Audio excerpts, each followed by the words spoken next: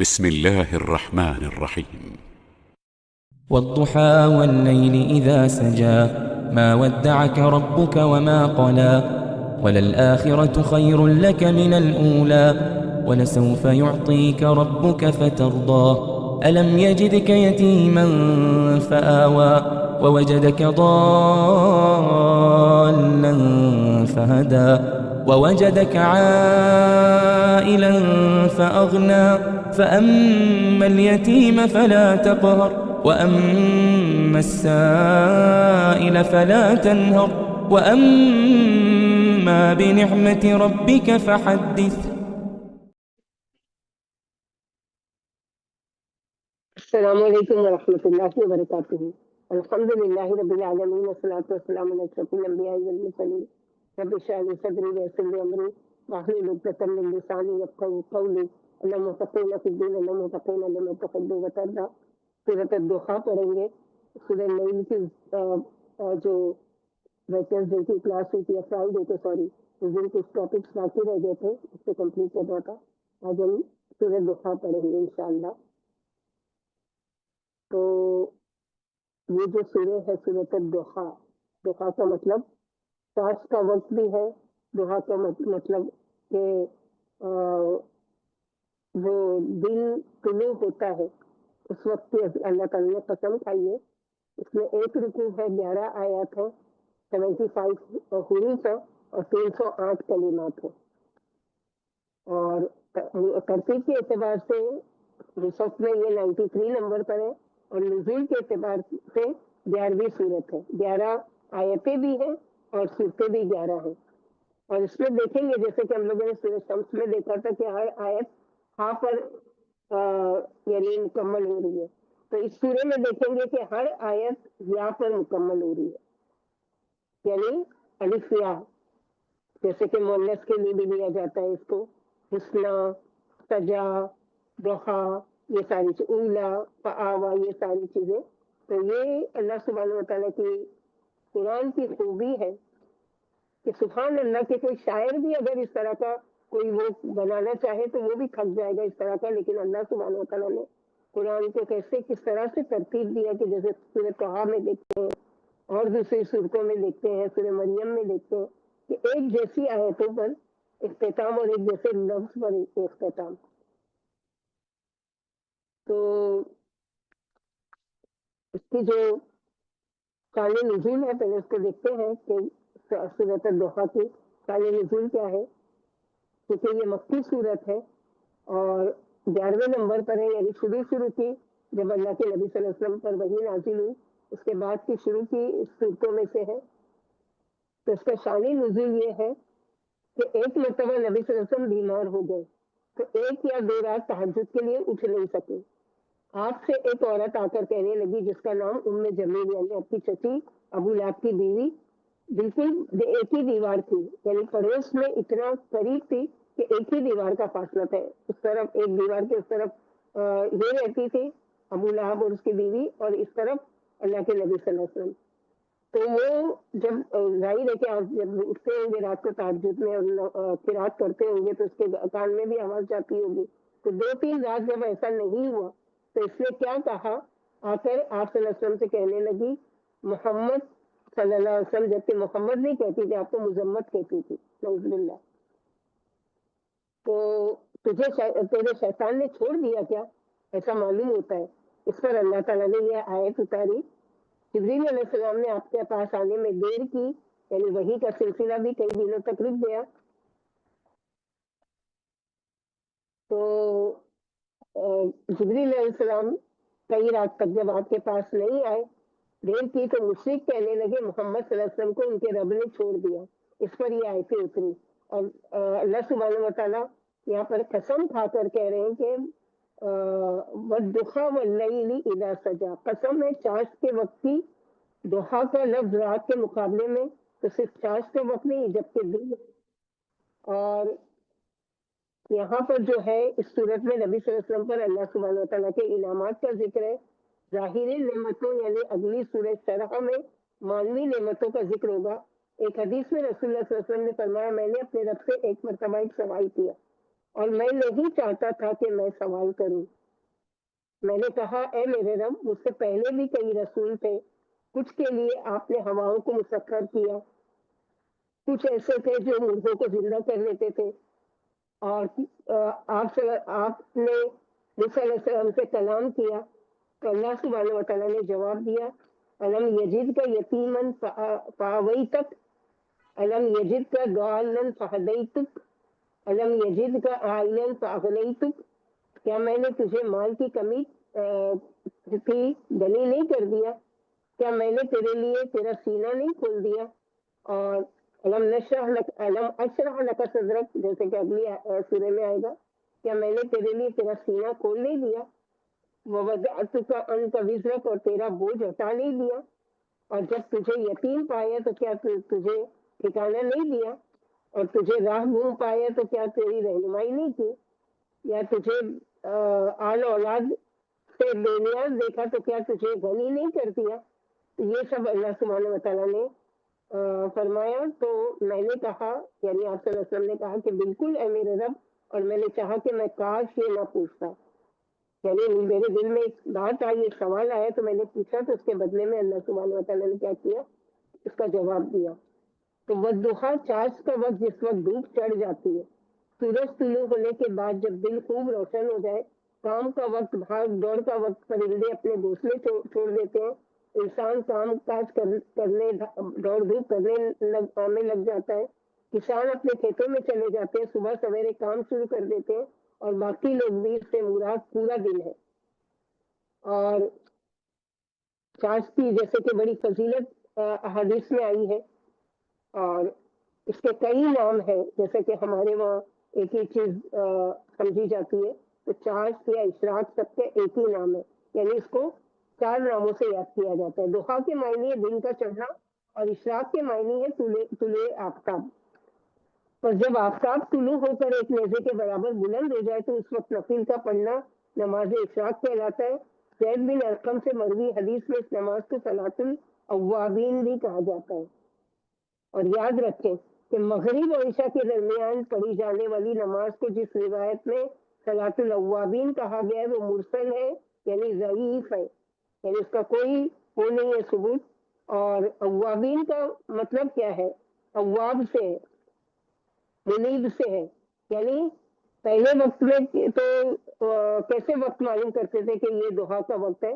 تو ان کے لیے اس کو جانچنے کا ایک وقت تھا کہ وہ دیکھتے تھے کہ جب اتنی چلچلاتی دھوپ ہو جائے کہ جب انسانی کا جو چھوٹا بچہ ہے وہ گرمی کی وجہ سے کیا ہے، کبھی ایک پیر رکھتا ہے ایک پیر اٹھاتا ہے، ایک پیر رکھتا ہے اور ایک پیر اٹھاتا ہے، تو یہ جو عوام ہے یعنی پلٹتا ہے، ایک پیر رکھتا ہے اور ایک اٹھاتا ہے، تو یہ پلٹتا ہے، تو اس سے عوابین وہ لیتے تھے اور اس وقت وہ دعا کی نماز پڑھتے تھے۔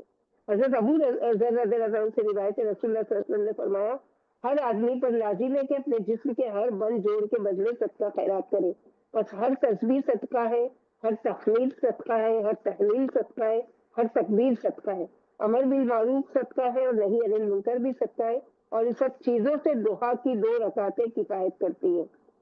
تو تسبیح کرنا یعنی کہ سبحان اللہ کہنا، تحمید یعنی اللہ اکبر کہنا، الحمدللہ کہنا، اور تحلیل یعنی لا الہ الا اللہ کہنا، اور تکبیر یعنی اللہ اکبر کہنا۔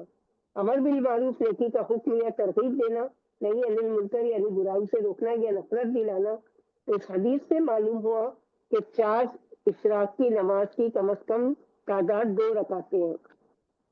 رسول اللہ صلی اللہ علیہ وسلم نے فرمایا، اللہ تعالیٰ فرماتے اے آدم کے بیٹے، خالص میرے لیے 4 رکعتیں اول دن میں پڑھ لے، یعنی اشراق کی، میں تجھ کو اس دن کی شام تک کفایت کروں گا۔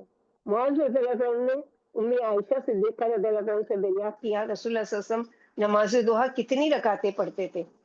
امی عائشہ نے کہا کہ 4 رکعتیں، اور جس قدر اللہ تعالیٰ چاہتے آپ اس سے زیادہ بھی پڑھتے۔ ام ہانی رضی اللہ عنہ فرماتی رسول اللہ صلی اللہ علیہ وسلم نے فتح مکہ کے دن غسل کیا اور 8 رکعت نماز ضحیٰ پڑھی۔ معلوم ہو کہ اشراق کی رکعتیں 2، 4 یا 8 بھی ہے۔ حضرت ابو ہریرہ رضی اللہ عنہ فرمائے، مجھے میرے خلیل، میرے پیارے دوست نبی صلی اللہ علیہ وسلم نے مجھے 3 چیزوں کی وصیت کی، جب تک میں زندہ رہوں گا ان کو کبھی بھی نہیں چھوڑوں گا۔ نمبر 1، ہر مہینے عربی کے ہر مہینے یعنی ایام بیت کے 13، 14 اور 15 کے 3 روزے، چاشت کی نماز اور سونے سے پہلے وطر. تو اس کی بہت بڑی فضیلت ہے. اور جیسا کہ دوسری جگہ احادیث میں آتا ہے کہ جو فجر کی نماز سے لے کر سورج کے طلوع ہونے کے 15 منٹ کے بعد، یعنی وہی اسی جگہ بیٹھا رہا، قرآن پڑھ رہا ہے، اپنا سبق یاد کر رہا ہے، یا تسبیح کر رہا ہے، صبح شام کے اذکار پڑھ رہا ہے، اور وہ کرتے ہوئے یہاں تک کہ سورج طلوع ہو گیا، سن رائز کا ٹائم بھی فون میں دکھائی دیتا ہے. اس کے 15 منٹ کے بعد وہ 2 رکعت نماز پڑھ کے اٹھتا ہے تو پورے پورے حج و عمرے کا ثواب. اس کے بیچ میں اگر کوئی کام کے لیے آپ اٹھنا چاہیں تو اٹھ سکتے ہیں، کوئی کام ہے یا کچھ ہے تو ایسا ضروری نہیں کہ وہیں جم کر بیٹھیں، کیونکہ جیسے کہ بتایا گیا حضرت جویریہ کے لیے کہ انہوں نے وہیں کے وہیں بیٹھ کر اگر پڑھ لی 3 مرتبہ سبحان اللہ و بحمدہ عدد خلقی ورضا نفسی وزینت عرشی ومداد کلماتی، تو یہ بھی کافی ہے. لیکن ظاہر ہے کہ اس کو وہ اجر تو نہیں ملے گا جو وہاں جم کر بیٹھا رہا اور پھر اٹھا.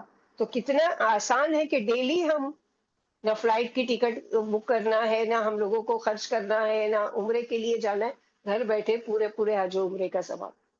اسی طرح اگر چاشت کی نماز ہم ادا کرتے جس کا ٹائم ہمارے آج کے حساب سے تقریباً 9:30 سے لے کر صبح 9:30 سے لے کر زوال سے 15 منٹ پہلے تک کا، یعنی 11:15 تک کا تقریباً ٹائم، تو اس وقت تک اگر ہم پڑھ لیتے ہیں تو اس کا کیا ہے ثواب کہ 360، جیسے اللہ کے نبی صلی اللہ علیہ وسلم نے فرمایا کہ تم پر تمہارے جسم میں جو 360 جوڑ ہیں، اللہ سبحانہ و تعالیٰ اگر تم پر 360 جوڑ کا صدقہ واجب کر دیتے تو تمہارے لیے مشکل ہوتی.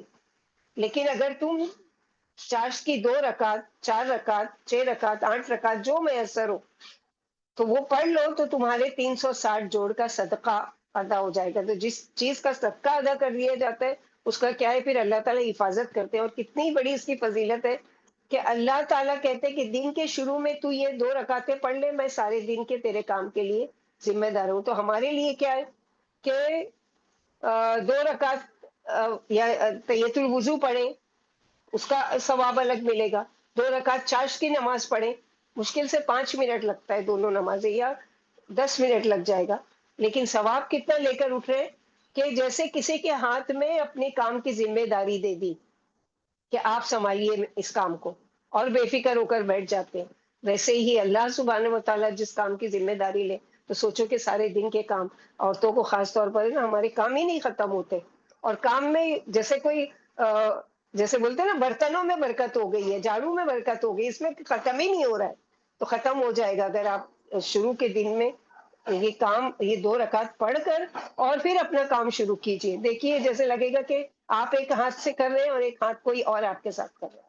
اس طرح اللہ تعالیٰ کا وعدہ سچا ہے، اللہ تعالیٰ کی مدد سچی ہے، لیکن بشرط یہ کہ ہم یہ، اور اس پر کیا ہے فَإِنَّ خَيْرَ الْعَمَلِ أَدْوَمُهُ وَإِنْ قَلَّ، کہ بہترین عمل وہ ہے کہ چاہے کہ تھوڑا کیا جائے. یعنی مثلا ایک دن جوش میں آ کے آپ نے 8 رکعت چاشت کی پڑھ لی، 4 رکعت پڑھ لی، اور پھر دوسرے دن سستی نہیں. بھلے سے اگر ہمیشہ کرنا ہے چاہے کہ 2 رکعت، لیکن روز پڑھے ضرور.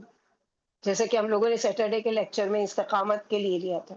تہجد کی نماز ہے، 8 رکعت نہیں پڑھ سکے، 2 رکعت، 2 رکعت تحیۃ الوضو، 2 رکعت تہجد کی نماز، 3 رکعت وتر، آپ کے قیام اللیل ہو گئی، کیونکہ آپ نے عشاء کی نماز پڑھی اور آپ نے وتر کو چھوڑ دیا تھا. اب پوری رات قیام اللیل کا ثواب، لیکن یہ ہمیشگی دائمی ہونا چاہیے، استقامت ہونا چاہیے. اسی طرح اگر آپ نے پیر جمعرات کے روزے کا وہ شروع کیا تو ہمیشہ کیجیے، اللہ یہ کہ کبھی بیمار ہو جائے تو سہولت بھی ہے کیونکہ نفل روزے ہیں. اور اس کے علاوہ ایام بیت کے روزے ہیں، یا صدقے کا روزانہ اگر آپ نے ٹارگیٹ ایک بنایا ہے کہ اتنا اتنا میں ضرور نکالوں گی تو اس کو پورا کیجیے. اگر ایک دن نہیں کر سکے دوسرے دن اس کا ڈبل کر دیجیے، لیکن ہمیشہ ہونا چاہیے، استقامت ہونا چاہیے کسی بھی کام میں. تو یہاں پر بھی دوحا کی قسم اللہ تعالیٰ نے ایسے نہیں کھائی ہے، جیسے کہ ہم لوگوں نے اس سے پہلے پڑھا کہ ہر سورہ جو اس میں ہے تقریباً 30ویں پارے کی سب میں کیا ہے کہ اللہ سبحانہ و تعالیٰ نے ہر یعنی جو اہم چیز ہے جس کو اللہ سبحانہ و تعالیٰ ہم کو اس کے ذریعے سے بتانا چاہتے ہیں تو وہ کیا ہے، اس کی اہمیت کو اجاگر کرنے کے لیے قسم کھا کر اس کو کہتے ہیں. تو دھوپ کے چڑھنے کے وقت کی قسم کھائی جا رہی، یعنی چاشت کا وقت، اس لیے چاشت کی نماز کو عربی میں 4 ناموں سے یاد کیا جاتا ہے: اشراق، चार्ज, अव्वाबीन, दुहा, ये 4 नाम है सबके एक एक। अब सवाल ये पैदा होता है कि अगर कोई फजर की नमाज के बाद इशराक पढ़ के उठ रहा है तो क्या वो चार्ज की नमाज नहीं पढ़ेगा? पढ़ना चाहिए, इसलिए कि उसका वो सवाब जो है वो अलग है, हालांकि नाम एक ही है लेकिन सवाब उसका अलग है कि पूरा पूरा हज उम्रे का। और ये जो दिन के चढ़ने के बाद पड़ता है तो इसकी दो वो है फजीलत। एक तो अल्लाह सुब्हानहू व तआला उसके सारे काम की जिम्मेदारी ले लेते हैं, और दूसरा ये कि उसके 360 जोड़ का सदका अदा हो जाता है। तो अगर आपके सामने कोई है, क्योंकि अब बड़ी रातें जब आती हैं उनके हिसाब से जो बिदअत करने वाले हैं और जो सिर्फ एक रात में जमकर रात भर इबादत कर ली और पूरा साल खत्म, तो उनका तस्वुर ये है कि जब बड़ी रात आए तो उसमें मगरिब के बाद 6 रकातें पढ़ना, अव्वाबीन की नियत से दो दो करके 6 रकातें पढ़ना, और उससे दफा और बला और पता नहीं क्या क्या तस्वुर तो उनको बताएं कि अरबी में मायने क्या है। अव्वाब, अव्वाब यानी मुनीब, उसे मुनीब यानी पलटना। तो पलटने की मिसाल क्यों दी गई है, अव्वाबीन क्यों कहा गया है? कि उठनी के बच्चे की मिसाल के अरबों के वहां इस चीज का वो था। तो इस चीज के लिए बताइए कि इसलिए इसका सलातुल दुआ का नाम क्या है, अव्वाबीन भी है। और आगे आयत नंबर 2 में अल्लाह ताला फरमाते हैं वल्लैली इदा सजा, और रात की कसम जब वो क्या करे, वो ढांप लेती है। सजा छा जाती है कि दिन के चमकने के बाद हमेशा रात आती है और रात आकर दिन को छुपा लेती है, ढांप लेती है। रात महज अंधेरे का और मायूसी का वक्त नहीं बल्कि सुकून के लिए बनाया अल्लाह ताला ने। जैसे कि सूरह नबा में वजालना नौमकुम सुबाता वजालना लैला लिबासा। तो अल्लाह सुब्हानहू व तआला इसके बारे में बताते हैं कि वल्लैली इदा सजा, कि रात जो है वो क्या है, सजा कहते हैं रात के सुनसान और खामोश होने को। इसी तरह मैयत पर जो चादर डाली जाती है उसको भी सज्जल मैयत कहते हैं। सज्जल मैयत यानी मैयत पर चादर डालकर उसको छुपा दिया गया। साजिन अरबी में कहते हैं यानी रात का इतना गुजर जाना कि जब लोग सो चुके हों, रात पूरी तरह छा जाए, परिंदे अपने घोंसलों में हो, सड़कें बिल्कुल खाली हो जाए और हर कोई आराम कर रहा हो, तो दिन के काम के बाद रात का आराम भी जरूरी है। अगर आप सल्लल्लाहु अलैहि वसल्लम पर इस अरसे में वही नहीं आई है तो गमगीन ना हो आप। सल्लल्लाहु अलैहि वसल्लम को कुछ गौर व फिक्र करने का और कुछ आराम करने का मौका दिया जा रहा है, लेकिन ये कैफियत भी आर्जी है। जैसे दिन आर्जी है इसी तरह रात भी आर्जी है। पीछे जब भी रात की बात आई तो उसके ढांपने की, उसके चलने की बात थी यहाँ, लेकिन यहाँ रात के सुकून की बात की जा रही है। इन दो चीजों को बताकर, उनकी कसम खाकर, उनकी मिसाल देकर जो बात समझाई गई है वो क्या है कि अल्लाह सुब्हानहू व तआला जो मुहसिन है, तो वो मुहसिन क्या है कि जो चीज के लिए आपको मसलन ये कहा जाता है कि माँ वद्दाका रब्बुका व मा कला, यानी ये दो चीजों की कसम खाने के बाद अल्लाह सुब्हानहू व तआला क्या समझाना चाहते हैं। तो इस रिवायत की नुज़ूल की वजह जैसे हम लोगों ने देखा कि यहाँ पर कि रात की कसम जब वो ठहर जाए और सख्त अंधेरा हो जाए, यानी अंधेरा उजाले का खालिक अल्लाह ही है, और वो दोनों उसकी कुदरत के मुतज़ाद नमूने हैं। और रात की कसम जब वो छा जाए और दिन की कसम जब वो रोशन हो जाए, जैसे कि सूरह अनाम आयत नंबर 96 में फालिकुल इस्बाह, वही सुबह तुलू करने वाले हैं अल्लाह ताला। उसी ने रात को सुकून आराम के लिए और सूरज और चांद को एक अंदाजे और हिसाब से बनाया। और आयत नंबर 3 में अल्लाह ताला फरमाते माँ वद्दाका रब्बुका व मा कला, यानी तेरे रब ने तुझको नहीं छोड़ा है। जैसे कि उम्मे जमील जो आपकी चची के आपके शैतान ने नऊज़ुबिल्लाह जिब्रील अलैहिस्सलाम को कहती थी कि आपका शैतान आपको छोड़कर चला गया, तो और आपको आपके रब ने छोड़ दिया है। तो यहाँ पर अल्लाह ताला तसल्ली दे रहे हैं आप सल्लल्लाहु अलैहि वसल्लम को कि आपके रब ने आपको नहीं छोड़ा है और ना ही नाराज हुआ जैसे तुम्हारे दुश्मनों का ख्याल है। तो ऐसी बात नहीं है, गोया आप सल्लल्लाहु अलैहि वसल्लम को तसल्ली दी गई है کہ جس طرح دن کا روشن ہونا اور رات کا ڈھانپنا اللہ کی مرضی سے ہے، اسی طرح وحی کا آنا اللہ کے اذن سے ہوتا ہے، اور آپ کی اس کی وجہ سے پریشانی یہ بھی اللہ کے اذن سے ہے۔ تو جس طرح رات کو آرام کے لیے بنایا گیا، اسی طرح وحی کا سلسلہ روک کر آپ صلی اللہ علیہ وسلم کو آرام دیا گیا، کیونکہ وحی کی کیفیت پہلے ہم پڑھ چکے ہیں، تاکہ آپ تھک نہ جائیں۔ تو آخرت یعنی دنیا میں فتوحات، آپ کو یہ ساری چیزیں کہ آپ کے رب نے آپ کو نہیں چھوڑا ہے، بلکہ کیا ہے، آپ کے لیے بہت ساری سہولتیں رکھی ہیں اللہ تعالیٰ نے۔ آپ غم نہ کریں، نہ آپ کے رب نے آپ کو چھوڑا اور نہ آپ سے بیزار ہوئے۔ ماں ودا کر ابو کا ماما قلا، ایک ہوتا ہے وداع اور ایک ہوتا ہے تودیع۔ تو تودیع کا لفظ اس وقت استعمال ہو رہا ہے جب دو محبت کرنے والے آپس میں ایک دوسرے سے الگ ہو رہے ہوں، جدا ہو رہے ہوں، اور یہ ہمیشہ کی جدائی نہیں ہے، بلکہ دوبارہ ملاقات کی بھی امید ہوتی ہے۔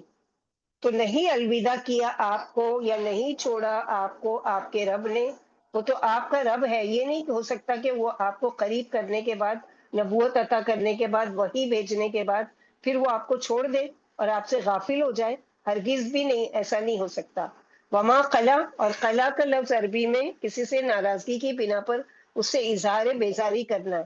عداوت کے بعد کا لیول کہ دشمنی میں انسان کیا کرتا ہے، اپنے دل میں جگہ نہیں، اس کو دل سے نکال پھینکتا ہے، مگر آپ کے ساتھ آپ کے رب نے ایسا نہیں کیا، بلکہ آپ کو کیا ہے، آپ کو راحت پہنچانے کے لیے۔ مثال اس سے ہم سمجھیں گے اپنی لینگویج میں کہ جیسے کہ ایک ماں ہوتی ہے، جب بچے کو دیکھ رہی ہے کہ وہ ماشاء اللہ بہت پڑھنے والا ہے، بہت زیادہ انٹیلیجنٹ ہے، اور بہت وہ ہے، تو ہر وقت وہ پڑھائی میں لگا رہتا ہے، تو ماں کیا کرتی ہے، جب آدھی رات کو آ کر دیکھتی ہے پھر بھی وہ جاگ رہا ہے، پھر بھی وہ پڑھ رہا ہے، اب اس کی بکس وغیرہ بند کر کے رکھ دیتی ہے اور کہتی ہے تھوڑا آرام کرو۔ تو یہ کیا کیا، سختی کی معنی نہیں، محبت کی وجہ سے۔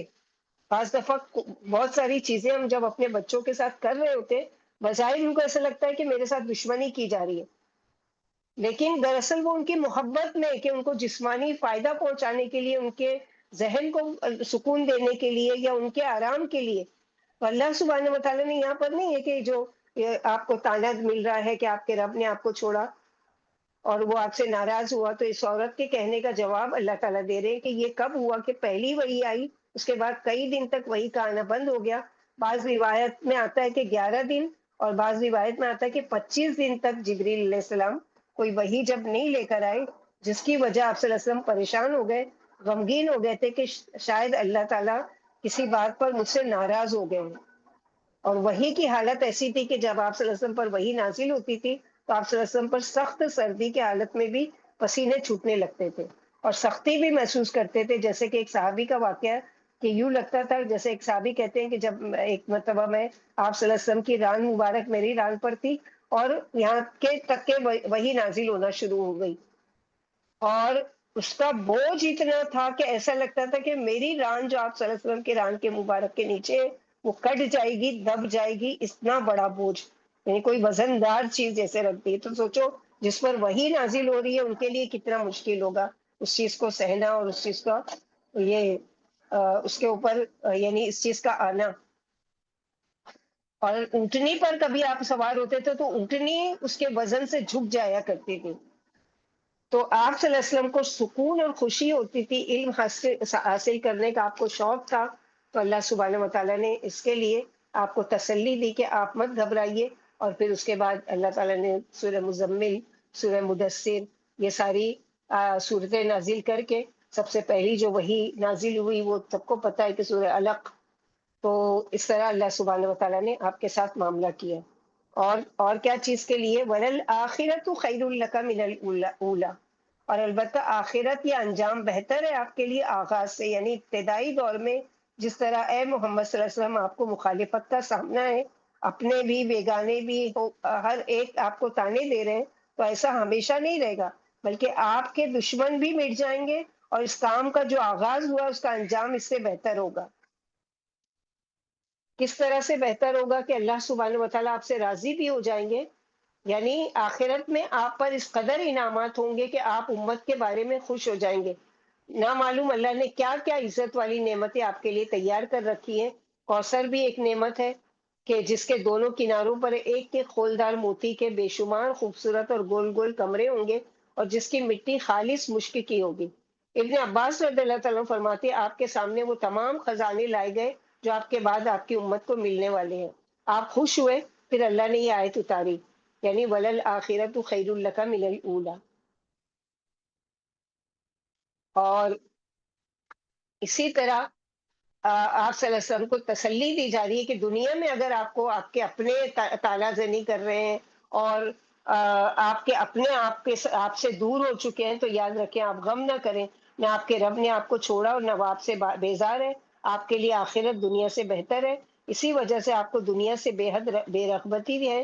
آپ کے حالات کا مطالعہ اگر کرنے والے جانتے ہیں کہ جب آخری عمر میں آپ کو یہ اختیار دیا گیا تھا، یا تو آخر تک دنیا میں رہ کر جنت میں آئے، یا ابھی سے اللہ کا پڑوس قبول فرما لیں، تو آپ نے دنیا پر اللہ کے پڑوس کو ترجیح، یعنی اللہ کا قرب کی خواہش رکھی، دنیا کو ترجیح نہیں دی آخرت پر۔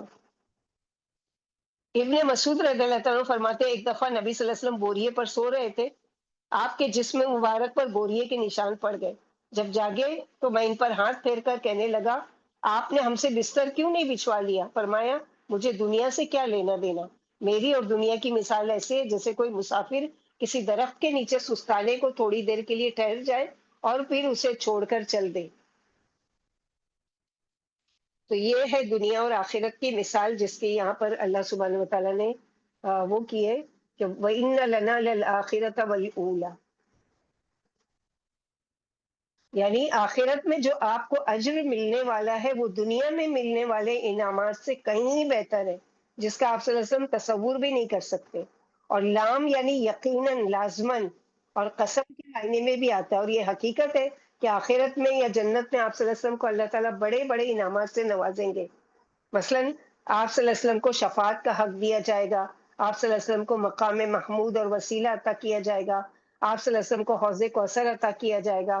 اللہ تعالیٰ دنیا میں بھی آپ سے راضی اور آخرت میں بھی آپ صلی اللہ علیہ وسلم اللہ کی رضا و خوشنودی کے حقدار ہوں گے، اور جنت کا دروازہ سب سے پہلے آپ صلی اللہ علیہ وسلم کھلوائیں گے، تو آپ صلی اللہ علیہ وسلم کو آخرت میں وہ انعامات ملیں گے جو آپ سے پہلے اولین و آخرین کوئی نبی کوئی ولی کسی کو بھی نہیں دیا گیا۔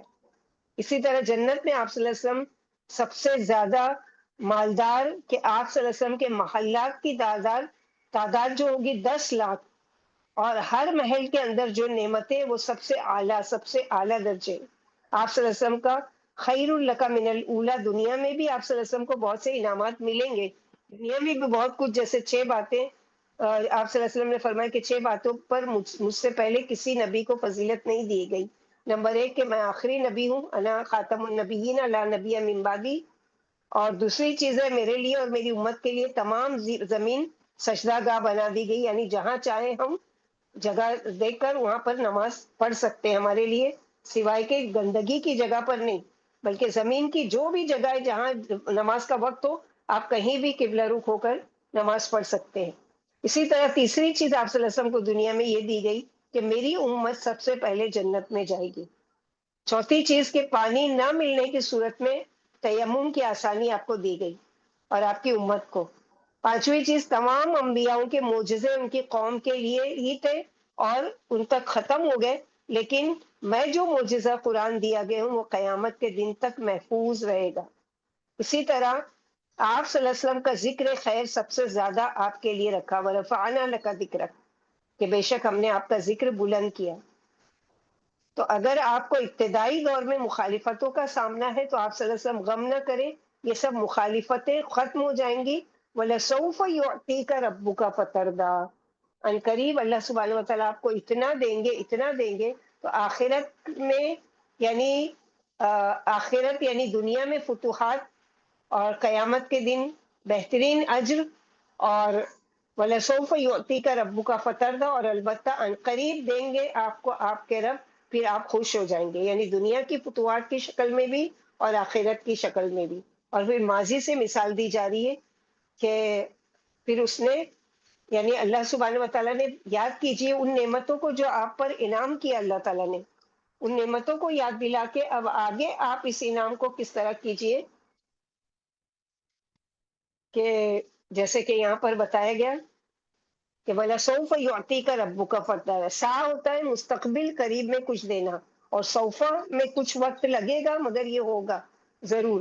یعنی دنیا آخرت میں آپ صلی اللہ علیہ وسلم کو ایسی ایسی نعمتیں ملیں گی کہ آپ صلی اللہ علیہ وسلم کے دل میں جو رب کو راضی کرنے کی خواہش ہے وہ پوری ہو جائے گی، اور آپ صلی اللہ علیہ وسلم خوش ہو جائیں گے، کیونکہ رب کسی سے راضی ہوتے ہیں تو اس کو کیا ہے عطا کرتے چلے جاتے ہیں، اس پر اپنے انعامات کی بارش کر دیتے ہیں. اللہ اپنی خاص خاص نعمتیں اپنے رسول کو یاد دلا رہے کہ ہم شروع ہی سے آپ کی حالت اچھی بناتے چلے آ رہے ہیں. آپ کا لاحق حال سابق حال سے اچھا ہی ہوتا جا رہا ہے.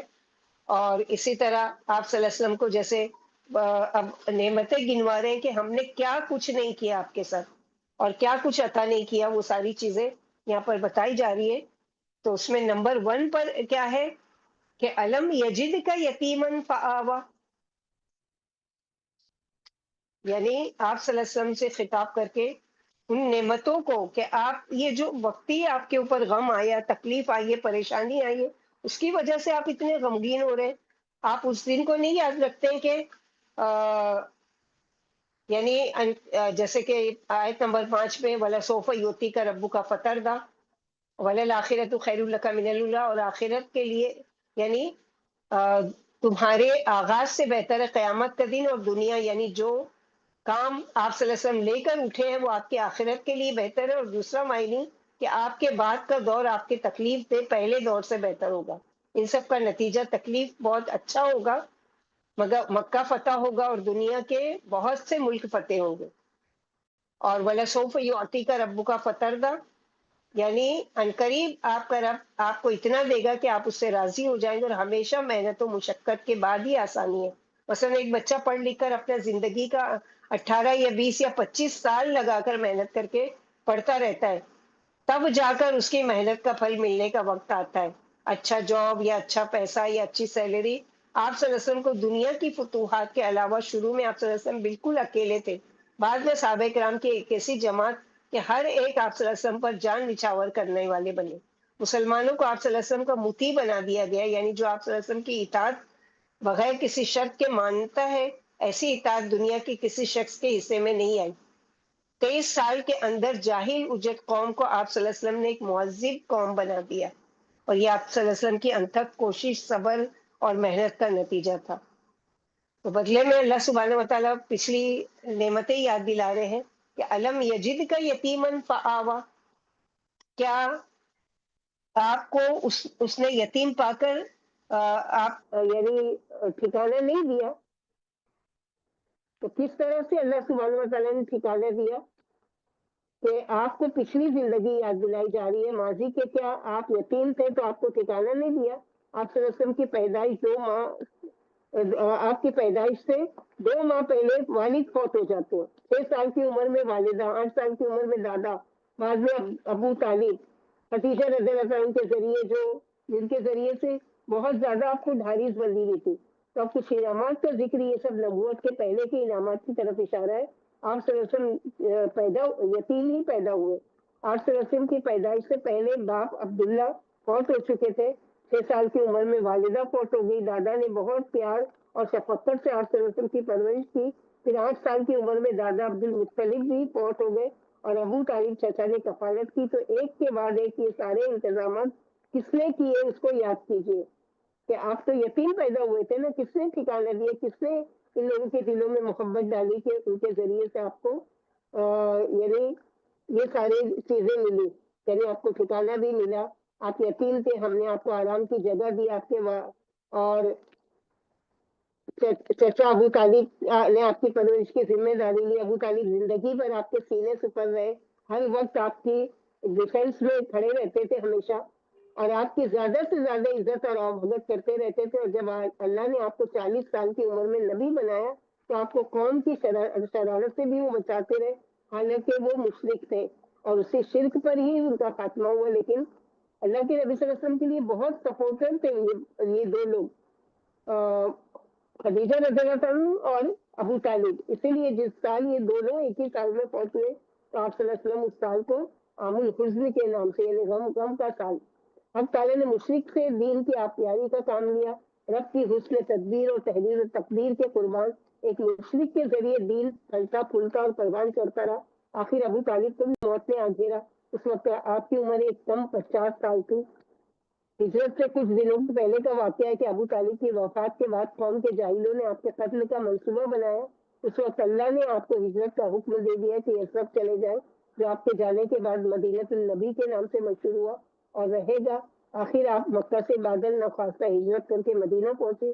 مدینہ والے نے آپ کو اور مسلمانوں کو سڑکوں پر جگہ دی اور وہ خاطر مدارت کی جو صفحات تاریخ پر لکھی ہوئی ہے. گھروں میں جگہ دی، مال بانٹ دیے، مدتوں خرچ اٹھایا، ہر طرح کی مدد کی، دشمنوں کے مقابلے میں سینہ سپر رہے اور مخلص جانثار ساتھی بن کر ہر طرح کی قربانیاں دی. یہ تھی اللہ کی حفاظت. جب آپ کو اپنوں نے دھکا دیا، غیروں نے سینے سے لگایا اور اپنی جانیں چھڑک دی. اللہ ان سے راضی ہو. کیسے سچے جانثار اور پکے وفادار انصار تھے. حق تعالیٰ انہیں ہر کروٹ جنت الفردوس عطا فرمائے. پھر بیلوس خدمتگار اور رضا الہی کے طلبگار یہ سارے لوگ. تو اس طرح سے اللہ سبحانہ و تعالیٰ نے، اور یہ مدد کرنا اللہ سبحانہ و تعالیٰ کی کیسی ہے کہ جب کسی کام کا ارادہ کرتے ہیں تو اللہ تعالیٰ کیا ہے، دلوں میں محبت ڈال دیتے ہیں. اور دلوں میں اللہ سبحانہ و تعالیٰ اس طرح کے جو جانتے بھی نہیں تھے آپ کو. میں آپ کا نام سنا ہوا تھا، یعنی ایک صحابی جاتے ہیں مکے سے مدینے سے مکہ اور وہاں پر جا کر پھر اسلام قبول کرتے ہیں، پھر مدینے میں آتے ہیں، اپنے قوم کو دعوت دیتے ہیں، وہ سب مسلمان ہو جاتے ہیں. لیکن ابھی آپ صلی اللہ علیہ وسلم کو دیکھا نہیں، لیکن جب دیکھتے ہیں تو اس قدر محبت اور اس قدر وہ کہ اپنی جان تک قربان کرنے کے لیے تیار ہو جاتے ہیں. تو یہ محبت ڈالی کس نے؟ اللہ سبحانہ و تعالیٰ نے. اللہ نے سب کے دلوں میں محبت ڈالی اور آپ کے لیے ایک کے بعد ایک آسانیاں فراہم کی. یہ اللہ کا آپ پر بہت بڑا احسان ہے. پھر اسی طرح ووجدک فہدن ووجدک عائلن فاغنا ووجدک ضالن فہدا، یعنی جب آپ کو دیکھا.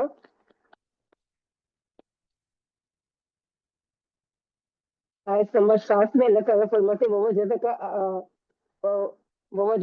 ضالن فہدا، جب آپ کو راہ گم پایا. کس طرح سے؟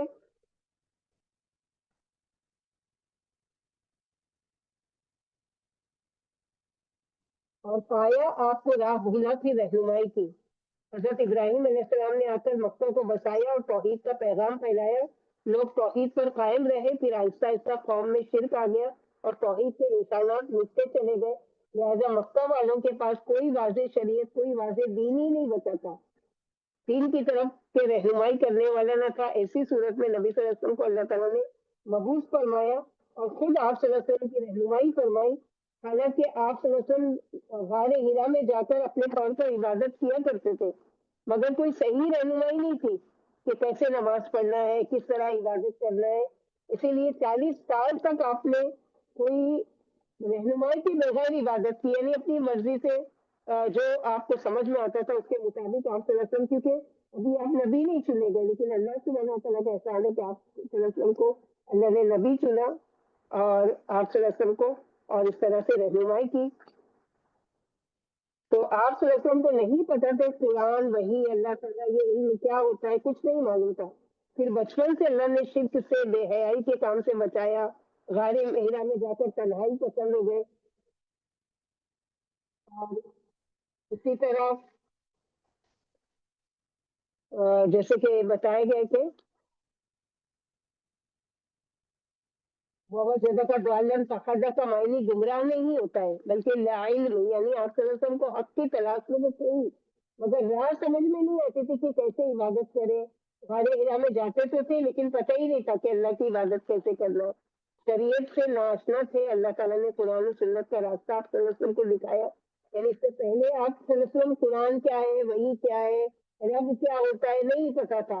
جیسے کہ سورہ شورى آیت نمبر 52 میں اللہ تعالیٰ فرماتے ہیں وَكَذَلِكَ أَوْحَيْنَا إِلَيْكَ رُوحًا مِّنْ أَمْرِنَا مَا كُنتَ تَدْرِي مَا الْكِتَابُ وَلَا الْإِيمَانُ وَلَكِنْ جَعَلْنَاهُ نُورًا نَهْدِي بِهِ مَن نَّشَاءُ مِنْ عِبَادِنَا وَإِنَّكَ لَتَهْدِي إِلَىٰ صِرَاطٍ مُّسْتَقِيمٍ.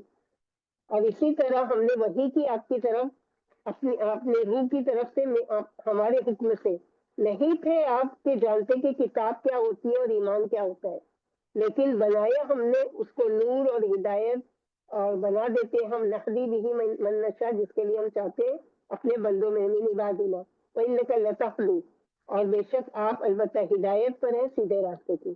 تو ایمان سے لا علمی ضالن ہے، یعنی ایمان کا اپوزٹ کیا ہے؟ ضالن۔ سورہ یوسف میں بھی ہے، پھر یہ بھی کہا جاتا ہے کہ ایک مرتبہ آپ صلی اللہ علیہ وسلم مکے کی گھاٹیوں میں کہیں کھو گئے تھے جب چھوٹے بچے تھے، تو اللہ تعالیٰ نے آپ کو صحیح سلامت واپس آپ کے گھر پہنچا دیا، ایک معنی اس کا یہ بھی لیا جاتا ہے۔ اور اسی طرح وَوَجَدَكَ عَائِلًا فَأَغْنَىٰ، اور کیا ہم نے آپ کو پایا مفلس تو غنی نہیں کر دیا؟ یعنی جس طرح سے آپ کو ہدایت دی، کس طرح سے کہ اللہ نے آپ کو دین کا متلاقی پا کر صحیح راہ پر ڈال دیا، جیسے کہ ہم لوگوں نے ابھی پڑھا سورہ شورى کی، اسی طرح ہم نے اپنے حکم سے آپ پر روح قرآن کی وحی کی، آپ کو خبر نہیں تھی کہ ایمان کیا اور کتاب کیا ہے، لیکن ہم نے قرآن کو نور بنا دیا جس سے ہم جسے چاہتے ہدایت پر لگا دیتے ہیں۔ وَوَجَدَكَ عَائِلًا فَأَغْنَىٰ، اور کیا ہم نے آپ کو پایا مفلس تو غنی نہیں کر دیا؟ یعنی نبی صلی اللہ علیہ وسلم کے بارے میں آتا ہے کہ صرف ایک اٹھنی اور ایک لونڈی آپ کے والد نے آپ کے لیے چھوڑی تھی، وہ آپ کی ملکیت میں آئی تھی۔ اسی طرح آپ کی زندگی میں بہت تکلیف تنگی تھی، مگر ایک وقت آیا کہ مکے کی سب سے زیادہ مالدار خاتون خدیجہ رضی اللہ تعالیٰ نے خود آپ کو شادی کا پیغام بھیجا، حالانکہ 40 سالہ عورت اور 25 سال کا یہ نوجوان، اور یہ قبول بھی کر لیا گیا، اور صادق الامین ہونے کی وجہ سے یہ سب کچھ اللہ تعالیٰ نے کیا۔ اس کی وجہ سے خدیجہ رضی اللہ عنہ نے آپ صلی اللہ علیہ وسلم کو اپنی تجارت میں شریک کیا، پھر آپ سے شادی ہوئی اور ساری تجارت آپ صلی اللہ علیہ وسلم نے سنبھال لی۔ اس طرح آپ صلی اللہ علیہ وسلم مکے کے سب سے بڑے تاجر بن گئے۔ تو یہ اللہ سبحانہ و تعالیٰ کے فقیر، صابر اور امیر شاکر کے دونوں مقام آپ کے لیے جمع کر دیے۔ یعنی جب فقیر بنائے تب آپ صبر کرتے رہے، اور جب امیر بنائے تو آپ شاکر بنے، یہ دونوں مقامات آپ کو ملے۔ ایک حدیث میں سامان کی کثرت پر تمنگری موقوف نہیں ہے، اصل تمنگری دل کی ہے۔ یعنی کوئی سامان آپ کے پاس بھرا پڑا ہے اور آپ بڑی چیز سمجھ رہے ہو، سکون سمجھ رہے ہو یا جو بھی، تو یہ بڑی چیز نہیں ہے۔ اصل بڑی چیز ہے کہ دل آپ کا پرسکون ہو، دل آپ کا راضی ہو اللہ تعالیٰ کی رضا کو سیکھنے پر، اصل تمنگری یہ ہوتی ہے۔ جو اسلام لانے کے بعد برابر روزی پاتا رہا اور اللہ کی دی ہوئی روزی پر قائم رہا، وہ کامیاب ہے۔ یعنی سب سے پہلی اس کو جو دولت ملی وہ کیا ہے؟ ایمان کی دولت، اور اس کے بعد جو روزی اس کو ملتی رہی وہ کیا ہے؟ اللہ تعالیٰ کی روزی رہی، اور کم بھی رہی تو اس پر اس کو قناعت کی توفیق مل جانا۔ تو اس طرح اللہ کے نبی صلی اللہ علیہ وسلم نے ایک ایسی عورت سے آپ کا نکاح کروا دیا کہ جو مکے کی سب سے امیر ترین خاتون تھی، جیسے کہ تھوڑا سا ہم خدیجہ رضی اللہ عنہ کے بارے میں جانتے ہیں کہ حضرت خدیجہ انتہائی ذہین، دور اندیش اور مالدار خاتون تھی۔ ان کے والد کے انتقال کے بعد تمام تجارتی امور کی دیکھ بھال خود کرتی تھی۔ یعنی ان سے کیا پتہ چلتا ہے کہ عورتوں کو ایک سبق ملتا ہے کہ اگر وہ کوئی بزنس کرنا چاہتی ہیں تو عورتوں کے لیے منع نہیں ہے، کیونکہ اگر منع ہوتا اسلام میں تو آپ صلی اللہ علیہ وسلم اس کے بعد آپ کو منع کر دیتے خدیجہ رضی کہ اب آپ کوئی بزنس نہیں کریں گی، حالانکہ آپ نے پوری ذمہ داری سنبھال لی تھی، لیکن ایک بزنس مین وومن سے آپ نے شادی کی نا۔ حضرت خدیجہ نے آپ صلی اللہ علیہ وسلم کو تجارت کی پیشکش کی، جسے آپ صلی اللہ علیہ وسلم نے قبول کر لیا۔ تجارت میں غیر معمولی نفع دیکھ کر حضرت خدیجہ نے آپ صلی اللہ علیہ وسلم کو نکاح کا پیغام بھجوایا، جسے آپ نے بخوشی قبول فرمایا۔ حضرت خدیجہ کی زندگی میں آپ نے دوسرا نکاح کبھی نہیں کیا، یعنی ان سے اتنی زیادہ محبت تھی کہ آپ صلی اللہ علیہ وسلم نے ان کی زندگی میں کبھی دوسرا نکاح نہیں کیا۔ امام ابن جوزی کہتے ہیں رسول اللہ صلی اللہ علیہ وسلم حضرت خدیجہ کا مال لے کر بصرہ تشریف لے گئے، واپسی پر حضرت خدیجہ نے دیکھا کہ ایک بدری آپ صلی اللہ علیہ وسلم پر سایہ کیے ہوئے۔ اس سفر کے بعد حضرت خدیجہ نے آپ صلی اللہ علیہ وسلم سے نکاح کر لیا۔ اس سے قبل حضرت خدیجہ 2 آدمیوں سے نکاح کر چکی تھی۔ رسول اللہ صلی اللہ علیہ وسلم سے نکاح کے وقت حضرت خدیجہ کی عمر 40 برس تھی۔ اعلان نبوت پر اسلام قبول کیا، اور حضرت خدیجہ ایمان لانے والوں میں سے سب سے پہلی خاتون تھی۔ نبی صلی اللہ علیہ وسلم نے حضرت خدیجہ کی وفات تک کسی دوسری عورت سے نکاح نہیں کیا۔ حضرت ابراہیم کے علاوہ آپ صلی اللہ علیہ وسلم کی ساری اولاد حضرت خدیجہ کے بچن سے پیدا ہوئی، اور حضرت ابراہیم کی آپ صلی اللہ علیہ وسلم کی لونڈی حضرت ماریہ قبطیہ کے بطن سے پیدا ہوئے، جو دودھ پینے کی عمر میں فوت ہو چکے تھے۔ نزول وحی کے بعد آپ صلی اللہ علیہ وسلم کا خوف دور کرنے اور آپ صلی اللہ علیہ وسلم کی حوصلہ افزائی کرنے کا شرف بھی حضرت خدیجہ کو حاصل ہے۔ حضرت عائشہ رضی اللہ عنہ کہتی ہے نزول وحی کے بعد رسول اللہ صلی اللہ علیہ وسلم گھر تشریف لائے، آپ کا دل خوف سے کانپ رہا تھا، آپ خدیجہ بنت خویلد کے پاس آئے اور فرمایا مجھے چادر اڑاؤ، مجھے چادر اڑاؤ۔ حضرت خدیجہ نے آپ کو چادر اڑائی جس سے آپ کی گھبراہٹ دور ہوئی۔ تب آپ صلی اللہ علیہ وسلم نے حضرت خدیجہ کو سارا واقعہ کہہ سنایا، فرمایا کہ فریضہ رسالت کی بجا آوری میں مجھے اپنی جان کا ڈر ہے۔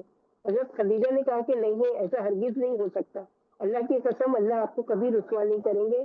آپ صلی اللہ علیہ وسلم صلہ رحمی فرماتے ہیں، بے کسوں کا بوجھ اٹھاتے ہیں، محتاجوں کے کام آتے ہیں، اپنے مہمانوں کی عزت کرتے ہیں، حق کی طرفداری کرتے ہیں۔ پھر حضرت خدیجہ آپ کو ساتھ لے کر اپنے چچا زاد بھائی ورقہ بن نوفل بن اسد بن عبد العزا کے پاس آئی اور کہا اے میرے چچا زاد بھائی ذرا اپنے بھتیجے کی بات تو سنو۔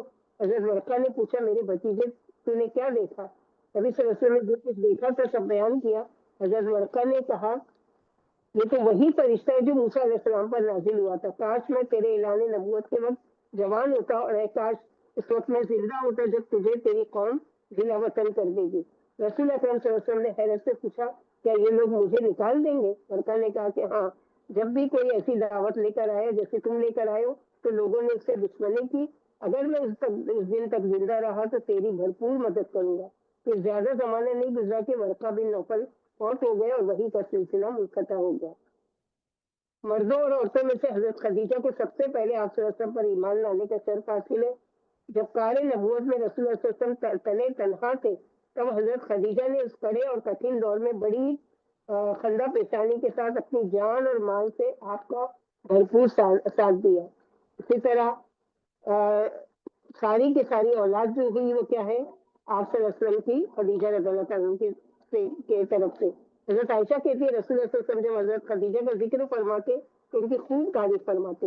ایک روز مجھے بہت رشک آیا، میں نے عرض کیا وہ سرخ مسوڑوں والی یعنی راتوں کے بغیر خاتون تھی جن کا آپ اس کثرت سے ذکر یعنی بری عورت تھی، آپ ان کا اتنا اس کثرت سے ذکر کیوں کرتے ہیں؟ اللہ نے آپ کو اس سے بہتر بیوی عطا فرمائی ہے۔ آپ صلی اللہ علیہ وسلم نے ارشاد فرمایا اللہ نے مجھے اس سے بہتر بیوی عطا نہیں فرمائی، وہ مجھ پر اس وقت ایمان لائی جب لوگوں نے کفر کیا، اس وقت میری تصدیق کی جب لوگوں نے مجھے جھٹلایا، اور اس وقت اپنے مال سے میری خدمت کی جب لوگوں نے مجھے محروم رکھا۔ نیز اللہ عز و جل نے مجھے اس سے اولاد دی جبکہ دوسری بیویوں سے اولاد کے معاملے میں محروم رکھا۔ گھر سے رسول اللہ صلی اللہ علیہ وسلم کی طویل غیر حاضری پر آپ صلی اللہ علیہ وسلم کی گسار اور ہمدرد رفیق حیات فوراً پریشان ہو جاتی اور آپ صلی اللہ علیہ وسلم کی تلاش شروع کر دیتی تھی۔ رسول اللہ صلی اللہ علیہ وسلم فرماتے وہی کے بعد غار حرا سے مکہ مکرمہ واپس آتے ہوئے میں نے جبریل علیہ السلام کو آدمی کی شکل میں دیکھا۔ میں جبریل علیہ السلام کو دیکھنے کے لیے رک گیا، اس منظر نے مجھے میرے ارادے سے غافل کر دیا۔ میں نہ آگے جا رہا تھا نہ پیچھے، البتہ اپنا چہرہ آسمان کے افق پر جمائے ہوئے تھا۔ افق کے جس گوشے پر میری نظر پڑتی مجھے جبریل علیہ السلام ہی دکھائی دیتے۔ میں مسلسل کھڑا رہا، آگے بڑھ رہا تھا نہ پیچھے، یہاں تک کہ خدیجہ نے مجھے تلاش کرنے کے لیے اپنے قاصد بھیجے، حتیٰ کہ وہ مکہ تک آ گئے اور واپس پلٹ آئے۔ میں اپنی جگہ پر ہی کھڑا تھا، جبریل علیہ السلام چلے گئے اور میں بھی اپنے گھر واپس آ گیا۔ حضرت خدیجہ کے پاس پہنچ کر ان کی ران کے پاس ٹیک لگا کر بیٹھ گیا۔ حضرت خدیجہ نے پوچھا ابو القاسم آپ کہاں تھے؟ واللہ میں نے آپ کی تلاش میں آدمی بھیجے اور وہ مکہ تک جا کر واپس آ گئے۔ میں نے جو کچھ دیکھا وہ سب خدیجہ کو بتا دیا۔ حضرت خدیجہ کہنے لگے میرے چچیرے بھائی خوش ہو جائیں اور ثابت قدم رہیں، اس ذات کی قسم جس کے ہاتھ میں میری جان ہے، میں امید کرتی ہوں کہ آپ اس امت کے نبی ہوں گے۔ حضرت خدیجہ کا احسان غمگساری اور رفاقت رسول اکرم صلی اللہ علیہ وسلم ساری زندگی آپ فراموش نہیں کر سکے۔ حضرت خدیجہ کی وفات کے بعد بھی نبی صلی اللہ علیہ وسلم حضرت خدیجہ کی سہیلیوں کو ہدیہ بیچ کر ان کی یاد تازہ فرماتے، جیسے کہ حضرت عائشہ رضی اللہ عنہا فرماتی ہے نبی اکرم صلی اللہ علیہ وسلم کی ازواج میں سے مجھے جتنا رشک حضرت خدیجہ پر آتا اتنا رشک کسی دوسری بیوی پر نہیں آتا تھا۔ میرا کیا حال ہوتا اگر میں ان کو اپنی زندگی میں پاتی؟ یہ رشک محض اس وجہ سے تھا کہ رسول اللہ صلی اللہ علیہ وسلم انہیں بہت زیادہ یاد فرماتے تھے۔ جب کبھی بکری کی ذبح فرماتے تو حضرت خدیجہ کی سہیلیوں کو ڈھونڈ ڈھونڈ کر ہدیہ بھجوایا کرتے تھے۔ زمین و آسمان کے درمیان حضرت خدیجہ بنت خویلد تمام عورتوں سے افضل ہے۔ حضرت علی رضی اللہ عنہ کہتے ہیں میں نے رسول اللہ صلی اللہ علیہ وسلم کو یہ فرماتے ہوئے سنا ہے تمام عورتوں میں سے اپنے زمانے میں افضل مریم بنت عمران ہے اور اپنے زمانے میں تمام عورتوں سے افضل خدیجہ بنت خویلد ہے۔ ابو قریب کہتے کہ وقتی نے حدیث بیان کرنے کے بعد آسمان اور زمین کی طرف اشارہ کیا۔ इसी तरह हजरत अनस से रिवायत है, नबी करीम सल्लल्लाहु अलैहि वसल्लम ने फरमाया, सारे जहान की औरतों में से पैरवी करने के लिए हजरत मरियम बिनते इमरान, हजरत खदीजा बिनते खुवैलिद, हजरत फातिमा बिनते मोहम्मद और हजरत आसिया ज़ौजा फिरौन काफी है। और यही चार औरतें जो होंगी वो जन्नत की तमाम औरतों की सरदार होंगी। इसी तरह हजरत अब्दुल रहमान बिन अबी लैला से रिवायत है, हजरत जिब्रील नबी करीम सल्लल्लाहु अलैहि वसल्लम के पास एक मरतबा आए। हजरत खदीजा वहां तशरीफ फरमा थी। रसूल सल्लल्लाहु अलैहि वसल्लम ने फरमाया, जिब्रील ये खदीजा है। हजरत जिब्रील ने कहा, इन्हें अल्लाह ताला की तरफ से और मेरी तरफ से सलाम कहिए। यानी ये खुशकिस्मत खातून है कि जिनको अल्लाह ताला ने और जिब्रील अलैहिस्सलाम दोनों ने सलाम पेश किया। इसी तरह एक मरतबा हजरत आयशा कहती है, जब मक्का वालों ने अपने बदरी कैदी छुड़वाने के लिए फिदिया भेजा तो रसूल सल्लल्लाहु अलैहि वसल्लम की बेटी हजरत जैनब ने भी अपने शौहर हजरत अबू लास को छुड़वाने के लिए माल भेजा, जिसमें वो हार भी था जो हजरत खदीजा ने अपनी बेटी हजरत जैनब को रुखसत करते वक्त दिया था। जब रसूल सल्लल्लाहु अलैहि वसल्लम ने वो हार देखा तो आप सल्लल्लाहु अलैहि वसल्लम पर एक शदीद रिक्कत तारी हो गई और आप सल्लल्लाहु अलैहि वसल्लम ने सहाबा किराम को मुखातिब करके फरमाया, अगर तुम मुनासिब समझो तो जैनब का कैदी बिला फिदिया आजाद कर दे और इसका हार भी वापस उसे लौटा दे। सहाबा ने अर्ज किया, हाँ या रसूलुल्लाह सल्लल्लाहु अलैहि वसल्लम। चुनांचे उन्होंने अबू लास को रिहा भी कर दिया और हजरत जैनब का हार भी उन्हें वापस लौटा दिया। हजरत आयशा फरमाती है, रसूलुल्लाह सल्लल्लाहु अलैहि वसल्लम ने हजरत खदीजा को जन्नत में एक घर की बशारत दी जो ऐसे मोती से बना है जिसमें न शोर गुल है न उकताहट है। यानी दुनिया में ही आप सल्लल्लाहु अलैहि वसल्लम ने उनको जन्नत में घर की खुशखबरी दी। तो ये थी कि वजह का आइलन फागना, यानी आप बेघर थे, घर भी नहीं था, तंगदस्त भी थे और अल्लाह सुब्हान व तआला ने आपके साथ किस तरह वो किया। तो वो वजह का आइलन के दो मायने कि आप सल्लल्लाहु अलैहि वसल्लम तंगदस्त थे, आप सल्लल्लाहु अलैहि वसल्लम के पास ज्यादा माल नहीं था, अल्लाह ने आपको गनी किया। दूसरा मायने है कि आपके अहले अयाल में से सिवाय चचा और उनके बच्चों के कोई भी नहीं था। फिर आप सल्लल्लाहु अलैहि वसल्लम का खदीजा रज़ियल्लाहु अन्हा के साथ जब निकाह हुआ तो अयालदार भी हो गए, खानदान वाले भी बन गए और माल भी तिजारत जो करते थे। तो और इस तरह इसी जानिसार बीवी कि पूरा का पूरा अपना माल दिन की खातिर लगा दिया, ऐसी बीवी जो सबसे पहले औरतों में ईमान लाई। इसीलिए अल्लाह सुब्हानहू व तआला ने तारीफ की, ये इंतजाम आप सल्लल्लाहु अलैहि वसल्लम के लिए कौन कर रहा था, ये रास्ते आप सल्लल्लाहु अलैहि वसल्लम को किसने दिखाए? अल्लाह सुब्हानहू व तआला, अल्लाह ने गिना बख्शा। अब आप सल्लल्लाहु अलैहि वसल्लम क्या कीजिए कि जो ये सारी नेमतें आप सल्लल्लाहु अलैहि वसल्लम को मिली है, अब आप सल्लल्लाहु अलैहि वसल्लम इनका शुक्र कैसे अदा करें? यानी अल्लाह ताला ये इसमें हमको तरीका सिखा रहे हैं कि अगर अल्लाह ताला तुमको कोई नेमत दे तो बदले में उसी के नेमत बदल किस तरह से लोगों के साथ मामला करें। कि फिर जब आपको यकीन पाया तो हमने आपको क्या किया, ठिकाना दिया। अब आप क्या कीजिए, अम्मल यतीमा फला तक़हर, यानी बस आप सल्लल्लाहु अलैहि वसल्लम भी क्या कीजिए कि यतीम पर सख्ती ना कीजिए। यानी अल्लाह ने जब आप पर एहसान किया तो बदले में आप दूसरों पर एहसान कीजिए। हम सब भी अपनी अपनी दी हुई नेमतों को सोचे कि इस कुरान को समझने की तरफ रहनुमाई की, जो दे रहा है उससे दूर है, इन पर गुमराही यानी के फतवे सादिर करने की बजाय उनको राह पर लाने की कोशिश। आपको अगर मालदार किया अल्लाह ताला ने, आप यतीमों के साथ अच्छे सलूक करें। हर वो नेमत जो अल्लाह ने दी है वो दूसरों तक पहुंचाना है, ये हमारी जिम्मेदारी है। तो अल्लाह सुब्हानहू व तआला यहाँ पर यही बता रहे हैं कि तअम्मल यतीम फला तक़हर, जैसे कि यहाँ पर बताया गया, यानी कभी आप भी यतीम थे और अल्लाह ने आपको पनाह दी थी, इसलिए आप भी यतीमों के सर पर हाथ फेरते रहे, उन्हें जलील न होने देना, उन्हें डांटे और न इन पर सख्ती करें बल्कि उनसे हुस्न सलूक करें, नरमी से पेश आए और एक बाप की तरह से उनके साथ मोहब्बत से पेश आए। तो पहली नेमत जो आपको मिली कि यतीमी की हालत में आपको पनाह दी थी, अब आप रसम क्या कीजिए कि आप रसम यतीमों के लिए सहारा बने। जैसे कि बेशुमार हादीस में यतीमों के बारे में आप रसम खुद भी यतीमों का ख्याल रखते थे और लोगों को भी इसकी तरह रगबत दिलाते थे, क्योंकि सोसाइटी में यतीमों के साथ बड़ी ज्यादती होती थी। खुसूसन यतीम बच्चियों के बारे में सूरह निसा में हम लोग पढ़ चुके कि उनसे क्या करते थे कि लोग जबरदस्ती शादी कर लेते थे ताकि उनका माल उनके कब्जे में आ जाए और उनको अच्छे से रखते भी नहीं थे, यानी बुरा सलूक भी करते थे और इस बहाने से उनका माल भी हड़प कर लेते थे। तो उनके वारिसों की जायदाद देते ही नहीं थे। तो इन 30वें पारे में बार बार यतीम मिस्कीन की बात की गई है, यानी वो छोटे बच्चे जो अपना ख्याल खुद नहीं कर सकते और कोई इनकी केयर करने वाला नहीं होता।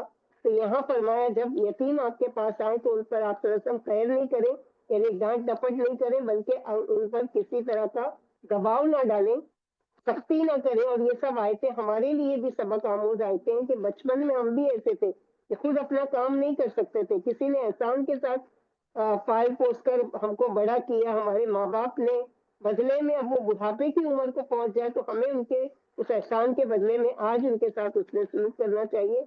इसी तरह उमूमी तौर पर यतीमों का ख्याल रखना चाहिए। यतीम कौन होता है? जो जिसका कम यानी कम सीनी में बाप फौत हो जाए, बड़ी उम्र का हो गया, वो खुद कफील हो गया, खुद कमाने लगा, तो अब वो यतीम नहीं रहा, बल्कि वो जो यानी बाप फौत हो गया, कोई टेक केयर करने वाले नहीं, चाहे कि माँ मौजूद हो, लेकिन अब बाप नहीं है तो कौन उनको खिलाएगा पिलाएगा, कौन उनको ख्याल रखेगा, वो करेगा। तो उस वक्त तक जब तक कि वो बालिग नहीं हो जाता तब तक तो यतीम है। उसके बाद क्या है, वो खुद कफील हो जाता है। जैसे कि सूरह कहफ में अल्लाह सुब्हानहू व तआला ने कैसे यतीमों के माल की हिफाजत की, कि वो दीवार जो उनके खजाने की गिरने वाली थी, अल्लाह ताला ने क्या किया, उसको यानी संभाला कि ये यतीमों का माल है। तो इस तरह अल्लाह सुब्हानहू व तआला ने उसकी हिफाजत की। जैसे कि अल्लाह के नबी सल्लल्लाहु अलैहि वसल्लम ने कई हदीस आती है कि सबसे बेहतरीन घर जमीन पर जो है वो घर है जहाँ पर किसी यतीम की कफालत की जाती है। और दूसरी चीज ये है कि अल्लाह के नबी सल्लल्लाहु अलैहि वसल्लम ने फरमाया कि जो किसी यतीम की कफालत करेगा तो मैं और वो, आप सल्लल्लाहु अलैहि वसल्लम ने 2 उंगली का इशारा किया कि हम दोनों इस तरह से जन्नत में एक साथ दाखिल होंगे। तो हम सबकी ख्वाहिश है ना कि अल्लाह के नबी सल्लल्लाहु अलैहि वसल्लम को हम देखें भी और आपसे मुलाकात भी करें, आपकी रफाकत भी नसीब हो। तो ये सारे खैर के काम करें, और इसका शुरुआत कहाँ से करेंगे? अपने खानदान में यतीमों मिस्कीनों को देखकर कैसे तंगदस्त मोहताज है कि एक तो ये है कि बच्चा है छोटा नहीं कर सकता, एक ये कि समाज पास हो रहा है लेकिन अपनी जरूरियात खुद नहीं पूरी कर पा रहा है। तो अब क्या है कि उसके साथ इसीलिए आगे जो आ रहा है कि वह अम्मा साइला फला तनहर, और जो सवाल करने वाले हैं यानी मसाकीन वगैरह, उनको झिड़को मत, ख्वाह वो माल मांगने आए या किसी भी चीज का सवाल करे। और जैसे कि हदीस में आता है कि सवाली चाहे घोड़े पर सवार होकर आए, मगर अगर सवाल करे तो उसको कुछ ना कुछ दे दो या अच्छी तरह से रुखसत कर दो। कौलु मारूफ मिन सदकती यतबउहा अज़ा, झिड़क कर 10 बात करके कि एक तो दे भी नहीं रहे हो और उसको 50 बात सुनाकर रख दी। तो या तो अच्छी बात कहकर नसीहत कर उसको रुखसत कर दीजिए, और फिर या तो फिर क्या कीजिए कि उसको कुछ ना कुछ दे दे अपनी हैसियत के मुताबिक। जैसे कि अल्लाह सुब्हानहू व तआला ने यहाँ पर कभी आपको भी दीन की यानी अल्लाह ताला ने फरमाया कि सवाल करने वालों को भी नहीं डांटना है, और इसी तरह कभी आपको भी दीन की तलाश थी, हक ताला ने आपकी रहनुमाई फरमा कर आपकी मुराद पूरी की। बस अगर कोई आपसे दीनी बात पूछे तो आप उसे डांटे नहीं, बल्कि मोहब्बत और प्यार से बता दें। आप कमजोरों के हक में मगरूर और जालिम फैज को और संगदिल न बने, और मोहताजों को मोहब्बत प्यार और लुत्फ नरमी से लौटाएं। और इसी तरह अल्लाह सुब्हानहू व तआला यहाँ फरमाते हैं सवाली किस चीज का, अगर कोई लाइल्म शख्स दीन के बारे में आप सल्लल्लाहु अलैहि वसल्लम से सवाल करता है तो उसको इल्म सिखाइए, झिड़किए नहीं, सख्ती से पेश ना आइए। तो अल्लाह ने हम पर जिस तरह एहसान किया कि इल्म सिखाया, लिहाजा आप कोई आपसे इल्म सीखना चाहते हैं तो प्यार से नरमी से उसको जो पूछे उसको बता दीजिए। नहीं आता तो कह दीजिए ला अदरी, यानी मैं नहीं जानती। तो 2 नेमत यानी क्या है? तनहर, नहर से पानी को, यहाँ ये मिसाल क्यों आई है पानी की कि जब कोई किसी को डांटता है तो उसकी कैफियत क्या होती है? जैसे वो पानी में डूब गया, जैसे वो शर्मिंदगी के मारे अपने आप को कहीं छुपा रहा है। तो सवाली को डांटना नहीं, सवाल करने वाले के सवाल को सुनना। इसी तरह अगर आपसे वक्त मांगे और आपके पास वक्त है तो उस पर भी इंसान गुस्सा ना करे, बल्कि दूसरे की बात सुन ले। बाज़ औक़ात सवाल इल्म का होता है, बाज़ औक़ात सवाल माल के लिए होता है, बाज़ औक़ात सवाल किसी परेशानी के हल के लिए किया जाता है। तो अच्छा मशवरा चाहने के लिए तो उन सवालों की को तवज्जो से सुनिए, और सवाली की जो हाजत है उसमें उसकी मदद कीजिए, क्योंकि अल्लाह सुब्हानहू व तआला ने आपको नेमतों से नवाजा है تو بدلے میں کیا کیجیے کہ آپ بھی دوسروں پر، آپ صلی اللہ علیہ وسلم بھی مخاطب ہیں اور ہم سب بھی مخاطب ہیں کہ ہم جائزہ لیں اپنی اپنی نعمتوں کے، کون کون سی نعمتیں ہم کو اللہ تعالیٰ نے دی ہے۔ اب ان نعمتوں کو اپنے تک محدود رکھنے کی وجہ کیا ہے کہ دوسروں تک پہنچانا ہے، جیسے کہ اگلی نعمت میں آ رہے اگلی آیت میں وَأَمَّا بِنِعْمَتِ رَبِّكَ فَحَدِّثْ، اور جہاں تک تیرے رب کی نعمت کا تعلق ہے تو اس کو بیان کرو، یعنی اللہ تعالیٰ کے جو انعامات ہیں ان کا اظہار اور تذکرہ کرنا اللہ تعالیٰ کو پسند ہے، یعنی ریاکاری نہیں، پسندیدہ ہے، یعنی ہر نعمت پر الحمدللہ کہنا کہ یہ جو ملا ہے میرے رب کے فضل سے، ھذا من فضل ربی، اس میں میرا کوئی کمال نہیں ہے، یہ دراصل احسان مندی ہے کہ دی ہوئی نعمت کو محسن کی طرف لوٹانا۔ احسان مندی کیا ہے کہ جس محسن نے ہم پر احسان کیا ہے کوئی نعمت ہم کو دے کر، شکر کے الفاظ بھی اس کی طرف لوٹانا۔ نعمت سے مراد یہ کون سی نعمت ہے آپ صلی اللہ علیہ وسلم کے لیے؟ نمبر 1 رسالت، اور نمبر 2 دوسری نعمتوں کا بھی ذکر، تو جو تمہیں ملا وہ دوسروں تک پہنچاؤ، یہ اظہار قرآن ہدایت، جو شخص کسی مصیبت سے گزر کر راحت پائے تو اس تکلیف کو یاد کر کے دوسروں کو اس تکلیف سے نکالنے کی کوشش کرے۔ اسی طرح مال جب نہیں تھا اس تکلیف کو یاد کرنا، اور جب ہمیں ملا تو اب دوسروں کو بھی دے بغیر احسان جتائے، اور جزا اپنے رب سے چاہنا ہے، یعنی امید کس سے رکھنا ہے؟ اللہ سبحانہ و تعالیٰ سے، کہ اس کے بدلے میں اللہ تعالیٰ دیں گے۔ مثلا یہ کہ ایک بچہ ہے جو بہت ذہین ہے لیکن اس کے لیے فیس کے پیسے نہیں تھے، اب کسی نے اس پر احسان کیا اور اس کی فیس ادا کی اور وہ کیا، اور اس طرح اس نے ڈگری حاصل کر لی، اور اس ڈگری کی بنا پر اب کیا ہے اس نے کمانے لگا اور اچھی سیلری ملنے لگی۔ اب اس کا کام کیا ہے کہ وہ اس کے ذریعے سے ایسے ہی کسی کی کفالت کرے، ایسے ہی کسی ذہین بچے کی یعنی مدد کرے فیس دے کر، یا جو بھی اس کی پڑھائی کا خرچ اٹھا کر، یا جو بھی، کہ وہ آگے اس قابل بنے اور یہ چین چلتی چلی جائے اس طرح سے۔ تو اظہار نعمت کیا ہے؟ یعنی جس طرح آپ نادار تھے پھر اللہ نے آپ کو مالدار بنا دیا، اسی طرح آپ ہماری نعمتوں کا اظہار فرماتے رہے۔ آپ یہ بھی دعا مانگا کرتے تھے وَجَعَلْنَا شَاكِرِينَ بِنِعْمَتِكَ مُثْنِينَ بِهَا عَلَيْكَ قَابِلِينَ وَأَتَمَّهَا عَلَيْنَا، اے اللہ ہمیں اپنی نعمتوں کا شکر گزار، ان کی وجہ سے اپنی حمد کرنے والا اور نعمتوں کا اقرار کرنے والا بنا، اور انہیں ہم پر مکمل فرما۔ اللہ نے آپ کو نعمت نبوت سے سرفراز فرمایا، آپ لوگوں سے اس کا ذکر کریں اور انہیں اس کی دعوت دیں۔ چنانچہ آپ نے شروع میں دعوت توحید اپنے گھر والوں کو دی، پھر آہستہ آہستہ دعوت کا دائرہ وسیع کرتے چلے گئے، اور جب آپ پر نماز فرض ہوئی تو آپ نے نماز پڑھی اور دوسروں کو بھی نماز پڑھنے کی تلقین کی۔ یہاں ہر طرح کی نعمت جو آپ صلی اللہ علیہ وسلم کو ملی ہے، نبوت کی نعمت ہے تو آپ صلی اللہ علیہ وسلم لوگوں کو تعلیم دیجیے، مال کی نعمت ہے آپ کو ملی ہے تو اس سے دوسروں کی مدد کیجیے، اسی طرح جو بھی نعمتیں جو آپ کو اللہ تعالیٰ نے دی ہے ان کا ذکر کیجیے۔ تخلیق نعمت کیا ہے؟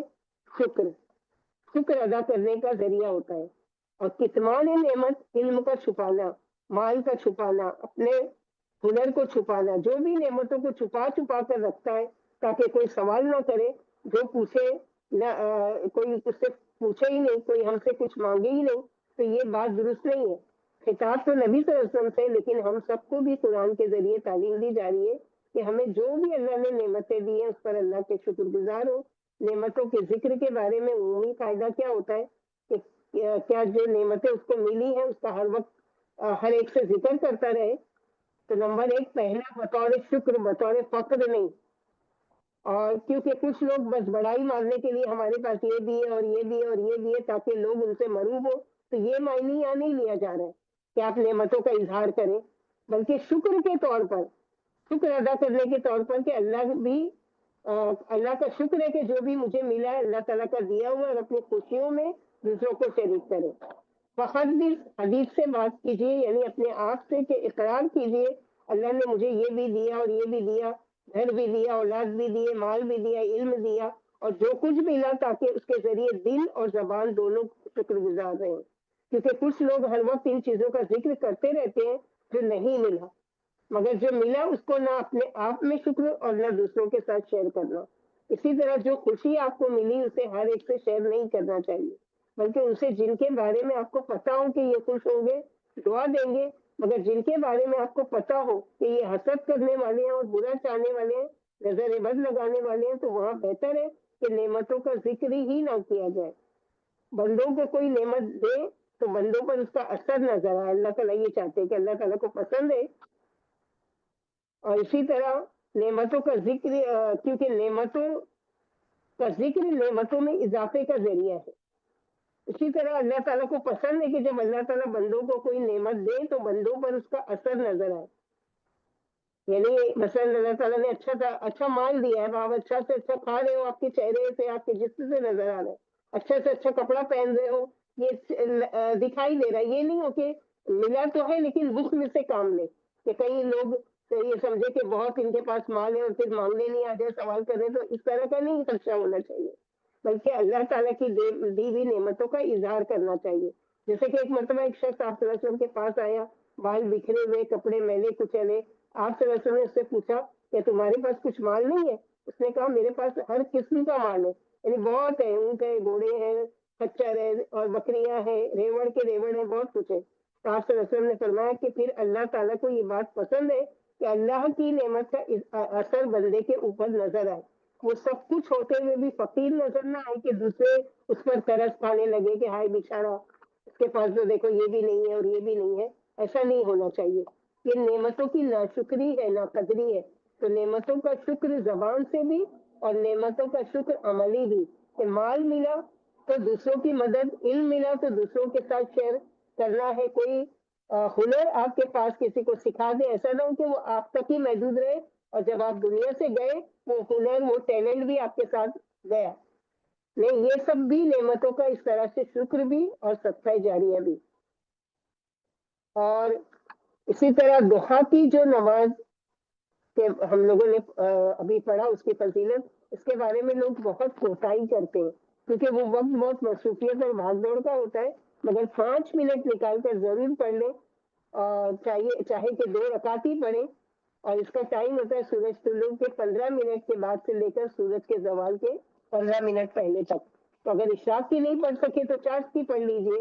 चाश की अगर यानी चाश की अगर पढ़ रहे हैं तो इशराक अगर नहीं पढ़ी है तो चाश की पढ़ लीजिए। चाश की अगर टाइम नहीं मिलता है तो इशराक की पढ़ के उठिए। टाइम है तो दोनों ही पढ़ लीजिए, जैसी जिसकी सहूलत है, कोई मना नहीं है यहाँ पर।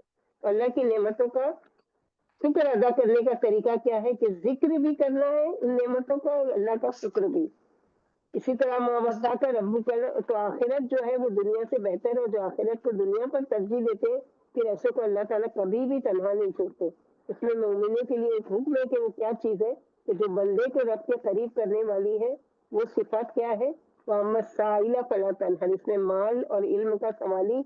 इसीलिए उस्ताद के लिए लाजिम है कि वो अपने तालिब इल्मों के साथ अच्छे अखलाक का मुजाहिरा करे और उसके साथ नरमी और इज्जत का मामला करना, क्योंकि ये चीज शागिर्द को अपना मकसद हासिल करने में मदद देती है।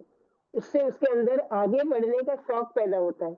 जैसे कि माँ बाप की मोहब्बत औलाद की अच्छी परवरिश के लिए जरूरी होती है, वैसे ही एक उस्ताद की मोहब्बत तालिब इल्म के लिए जरूरी है कि ऐसा उनके साथ ताल्लुक कि वो खुलकर अपनी बात उस्ताद से शेयर कर सके। क्योंकि सभी को कॉलेज और स्कूल का तजुर्बा होगा कि बाज टीचर्स के साथ आप बेतकल्लुफ बात कर लेते थे जो हमेशा आपको याद रहते हैं, और बाज ऐसे कि उनसे बात करते हुए 1000 बार सोचना पड़ता था, यानी कैसे बोलूं, कहीं डांट नहीं दें, कहीं सबके सामने बेइज्जती न कर दें।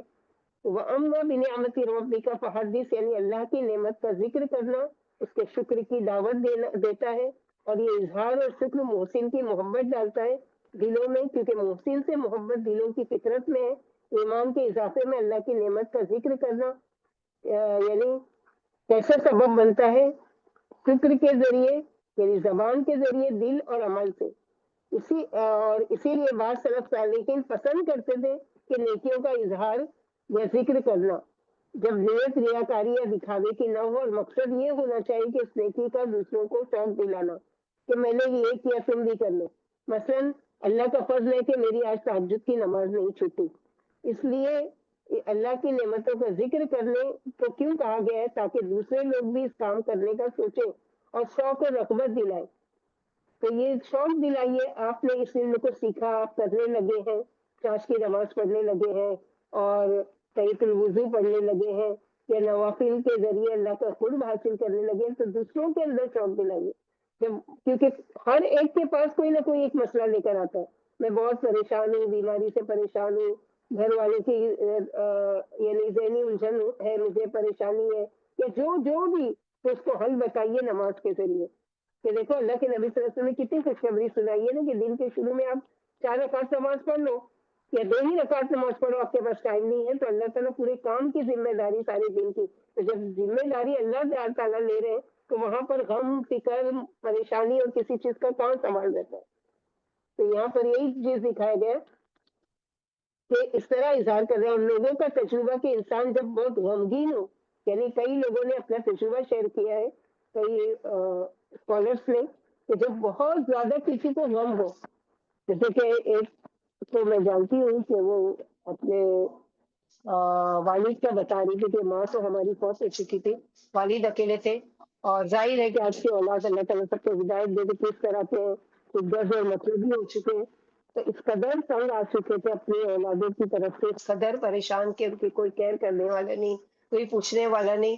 تو وہ بتاتی ہے کہ وہ کہتے ہیں کہ ایک مرتبہ بہت غمگین دل تھا, اتنا پریشان تھا کہ میں سو گیا, اور نیند میں مجھے کوئی آ کے کہہ رہا ہے کہ یہ سورہ پڑھ کر سنا رہے کہ وَالضُّحَىٰ وَاللَّيْلِ إِذَا سَجَىٰ مَا وَدَّعَكَ رَبُّكَ وَمَا قَلَىٰ.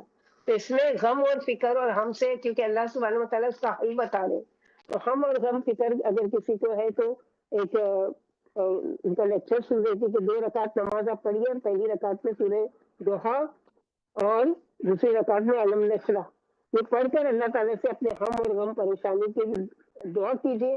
اللہ تعالیٰ آپ کے ہم اور غم پریشانی, کیونکہ یہ سورہ اس طرح سے ہے کہ جس میں غم ہلکا کرنے کے طریقے بتائے جا رہے ہیں. تو جب طریقے بتائے جا رہے ہیں تو جب جو کوئی پڑھے گا تو اس کے ذریعے, یہ کوئی حدیث نہیں ہے, یہ یاد رکھیں. یہ تو آپ بولیں گے وہ وہاں پر ایک درس میں سن رہے تھے کہ وہاں ایک حدیث بیان نہیں ہے, حدیث نہیں ہے, اور نہ یہ کوئی بدعت کا کام ہے, یہ کسی کا اپنا ذاتی تجربہ ہوتا ہے. اور یہ اس بنا پر ہے کہ جیسے کہ اللہ سبحانہ وتعالیٰ نے فرمایا جب تم کو کوئی ہم اور غم پریشانی لاحق ہو تو 2 چیزوں سے مدد مانگو, واستعینوا بالصبر والصلاۃ. تو نماز تو آپ پڑھیں گے, اگر ان صورتوں کو, ان آیتوں کو پڑھتے ہیں کہ جس میں ہے, کیونکہ بہت ساری صورتیں ایسی کہ جس میں اس کی الگ الگ فضیلت بتائی گئی ہے, تو اس کی فضیلت تو نہیں ہے, لیکن یہ ہے کہ یہ چیز ہے کہ مضمون اس کا ایسا ہے کہ جس میں ہم اور غم پریشانی کے وقت اللہ تعالیٰ نے آپ کو تسلی دی ہے. تو اسی لیے اسکالرس کہتے ہیں کہ اگر یہ ہم پڑھتے ہیں اس طرح سے اور اللہ سے مدد مانگتے ہیں تو انشاءاللہ باذن اللہ, اللہ تعالیٰ نے جیسے آپ صلی اللہ علیہ وسلم کو اس میں تسلی دی, تو ہمارے لیے بھی قرآن ہے ہدایت کا ذریعہ اور رہنمائی, تو ہمارے لیے بھی اس میں آسانی ہوگی, اور اللہ سبحانہ وتعالیٰ ہمارے بھی دل کو سکون اور وہ اس میں اطمینان نصیب کریں گے, اور ہمارے حل کا راستہ کوئی نکالیں گے, اور ہمارا غم اور غم پریشانی دور کرنے کا کوئی حل اس میں بتائیں گے اس طرح سے. اور دوسری چیز یہ ہے کہ وَأَمَّا بِنِعْمَةِ رَبِّكَ فَحَدِّثْ. تو فحدث میں سب سے پہلے یہ کہ جو نعمتیں اللہ تعالیٰ نے دی ہے اس کو اپنے اوپر خرچ کریں, تاکہ آپ بخیل نہ لکھے جائیں اللہ کے وہاں, اور نہ یہ ہے کہ آپ کے لوگوں کے سامنے کنجوس ہے, یا پھر یہ اس ڈر سے کہ لوگ مانگنے لگیں گے تو سنبھال کر رکھیں, اور نہ خود اچھا کھائیں, نہ خود اچھا پہنے, نہ دیں, نہ وہ کریں, تو خود بھی استعمال کریں اللہ کی دی ہوئی نعمتوں کا, اور اسی طرح دوسروں کے ساتھ بھی ان نعمتوں کو شیئر کریں. جو کچھ اللہ تعالیٰ نے لیے ہے اس میں دوسروں کو بھی شامل کریں, اور شامل کرنے میں سب سے پہلے اقربین, اور اقربین میں بھی ٹاپ کے اپنے والدین, ان پر خرچ کرنا, پھر اپنے سگے بہن بھائی ہے, پھر اس کے بعد قریبی رشتے دار ہے, پھر یتیم بھی ہے, مسکین بھی ہے. تو ہر ایک کے ساتھ حریص ہونا چاہیے کہ سب کے ساتھ میں تھوڑا تھوڑا اپنی جو بھی نعمت اللہ تعالیٰ نے مال دیا ہے, تو مال کے ذریعے یا علم کے ذریعے یا جس ذریعے سے بھی جو بھی اللہ تعالیٰ نے دیا وہ سب کیا کروں, میں اس نیت سے دوسرے کے ساتھ شیئر کروں کہ میرے رب نے مجھے حکم دیا ہے کہ وَأَمَّا بِنِعْمَةِ رَبِّكَ فَحَدِّثْ. تو میں اس کا اظہار کری, اور یاد رکھے کہ اس میں ذرہ برابر بھی ریاکاری نہیں آنے پائے کہ اچھا میں لوگوں کو بتا رہی ہوں کہ دیکھو میرے پاس اتنا مال ہے, میرے پاس اتنا گھر ہے, میرے پاس اتنا اچھا کپڑا ہے, میرے پاس اتنا یہ ہے, اور میرے پاس میری نیک اولاد ہے, یا جو بھی ہے. یہ سب چیز نہیں, مقصد یہ نہیں ہونا چاہیے, بلکہ سب سے پہلے اللہ کا شکر کہ جو کچھ دیا ہے میرے رب نے. اگر ہماری کوئی تعریف بھی کر رہا ہے تو اس کو کس کی طرف منسوخ کرے, اللہ کی طرف. یہ میرا کمال نہیں ہے, یہ میرے رب کا کمال ہے. آدم من فضل ربی, میرے رب نے مجھے دیا. اللہ का शुक्र। फिर इसी तरह बंदों का शुक्र भी, अगर कोई हमारे साथ कोई नेमत शेयर कर रहा है, कोई हम पर एहसान कर रहा है, कोई हमारे साथ कोई अपनी चीज को हमारे साथ बांट रहा है, तो बदले में उसका भी शुक्र। क्योंकि अल्लाह के रसूल सल्लल्लाहु अलैहि वसल्लम ने फरमाया, क़ाल रसूलुल्लाह सल्लल्लाहु अलैहि वसल्लम, मन लम यश्कुरिन्नास लम यश्कुरिल्लाह। जो अल्लाह का शुक्र अदा नहीं करता, दरअसल वो बंदों का भी शुक्र अदा नहीं करता। तो अल्लाह का भी शुक्र और बंदों का भी शुक्र। आप किसी को दें तो इस नियत से नहीं दें कि वो बदले में हमको शुक्र अदा करे, ये नियत नहीं होना चाहिए। लेकिन अगर हमने किसी को कुछ दिया और बदले में वो शुक्र कर रहा है, और आपकी चाहत नहीं थी कि वो शुक्रिया, लेकिन वो अपने दिल से आपको दुआ दे रहा है कि आपको शुक्र दे रहा है, तो ये अलबिशरत आजिला, यानी जल्द मिलने वाली खुशखबरी है। तो आपको दुनिया में ही अल्लाह ताला उसका बदला दे रहे हैं कि पलट कर वो आपका एहसानमंद है, या आपका शुक्रगुजार है, या आपके हाथ में दुआएं कर रहा है, या आपकी तारीफ कर रहा है, या जो भी कर रहा है आपकी चाहत के बगैर। तो वअम्मा बिनिअमति रब्बिका फहद्दिस। अल्लाह सुब्हानहू व तआला से दुआ है कि अल्लाहुम्मा इन्नी अऊज़ु बिका मिन ज़वालि निअमतिक व तहव्वुल आफ़ियतिक व फुजाअति निक़मतिक व जरीअ सख़तिक। अल्लाहुम्मा इन्नी असअलुका अल्लाहुम्मा इन्नी असअलुका शुक्र नेमतिक व हुस्न इबादतिक व असअलुका कल्बन सलीमन व लिसानन सादिक़न व असअलुका मिन खैरि मा तअलमु व अऊज़ु बिका मिन शर्रि मा तअलमु और वास्तगफिरु लिमा तअलमु। अल्लाहुम्मा अंता अल्लामुल गुयूब। हर रोज एक नई दुआ और हर रोज एक खूबसूरत दुआ। तो अपने आप को इसके भी हरीस के, ये भी अल्लाह की नेमत है कि अल्लाह के नबी सल्लल्लाहु अलैहि वसल्लम के जरिए अल्लाह ताला ने हमको सिखाया कि हम किस तरह अल्लाह का शुक्र अदा करें, कैसे अल्लाह ताला की नेमतों का सवाल करें, और किस तरह अल्लाह सुब्हानहू व तआला से हम इसके जरिए से कुर्ब हासिल करें। रब्बना तक़ब्बल मिन्ना इन्नका अंतस समीउल अलीम व तुब अलैना इन्नका अंतत तव्वाबुर रहीम। सुब्हान रब्बिका रब्बिल इज़्ज़ति अम्मा यसिफून व सलामुन अलल मुरसलीन वल्हम्दुलिल्लाहि रब्बिल आलमीन। सुब्हानका अल्लाहुम्मा व बिहम्दिका अशहदु अन ला इलाहा इल्ला अंता अस्तगफिरुका व अतूबु इलैक। अस्सलामु अलैकुम व रहमतुल्लाहि व बरकातुहू।